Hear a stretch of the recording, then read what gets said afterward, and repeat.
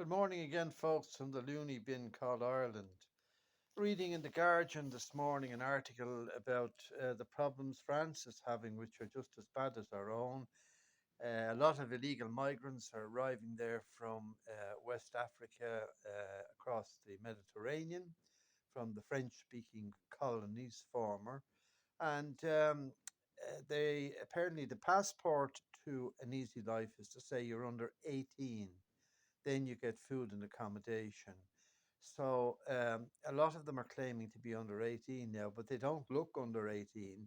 And the problem is, a lot of them are born in villages and places where they don't even have a birth certificate registration. So the French authorities have to assess whether they are or are not under 18. I don't know how they do that.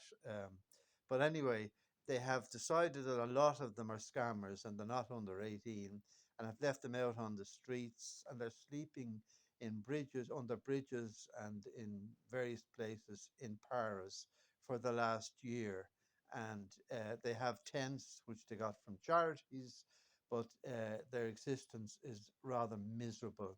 So while the English are trying to discourage their visitors by threatening to send them to Rwanda, the French are leaving them out in the cold under the bridges of Paris in their little tent cities.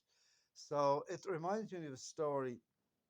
Actually, I saw a young Roma woman just being arrested a few months ago down in Talbot Street. She was after picking a purse from the pocket of an old lady who was in Guineas doing some shopping, and the security man saw it on the camera, grabbed her, and called the police.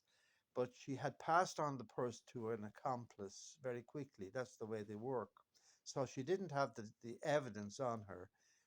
So they threatened her and said, call back the accomplice to bring back the purse, or we're going to send you to jail, etc., etc. But she knew the ropes and wasn't going to go to jail.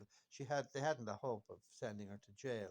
But in two ways they didn't, because they had no evidence except a video camera, which isn't the same as being caught in possession of the actual purse. But another lady from Bulgaria told me that the Roma people, millions of them, are born with no birth certificates or registration. In the eyes of the law, they don't exist.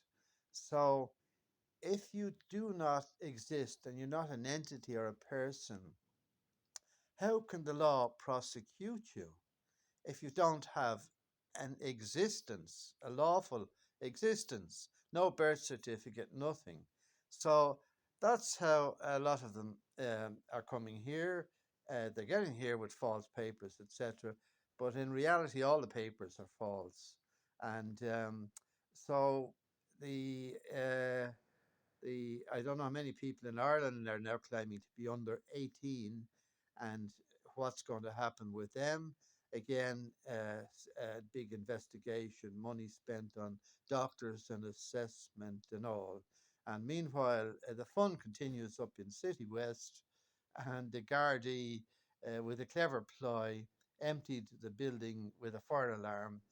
Apparently, a big group of people were staying there without permission and hadn't even been placed there, and they were tossed out and weren't allowed to re-enter. Clever scheme, a clever trick, and that's the fun up to today. So they're still arriving on the planes, I have no doubt, today, tomorrow, the day after, and the fun goes on. But it isn't fun when they threaten to put them into more small villages like Coot Hill in County Cavan, which I only stayed in once for a few days. Lovely little village, and I don't think the population is very large. So I wouldn't fancy living there with my sons and daughters if a couple of hundred young males were imposed upon me by Mr. Roderick O'Gorman. But it seems every little village in the country, until there is a resurrection, or not a resurrection,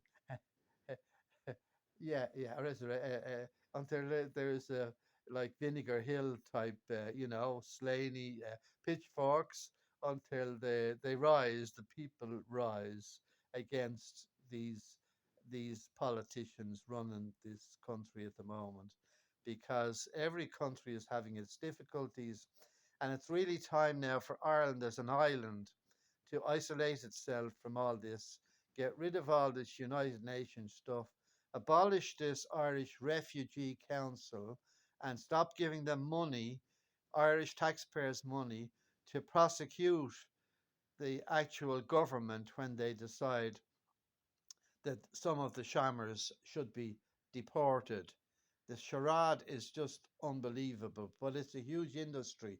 Remember, there's a cohesion fund of 10 billion apparently from the EU, which is going into the pockets of every hotelier and chancer in the country who has bought a little old hotel or warehouse and is turning it into a centre with cubicles to hold all these people.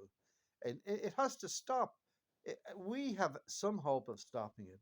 France probably doesn't, because they have open borders down to the Mediterranean. But we're an island. This has to be stopped. The planes have to be turned back, folks. There's no reason in the earthly world why anybody should arrive here on a plane without a confirmed identity or passport, and papers that are not false, and be allowed onto the tarmac. And anyway, look, that's the rant for today, guys. Good luck. Have a nice day. Don't forget my Facebook, the deadliest ever Irish coalition government. Have a look. There's some bits and stuff on that. Cheers. Bye.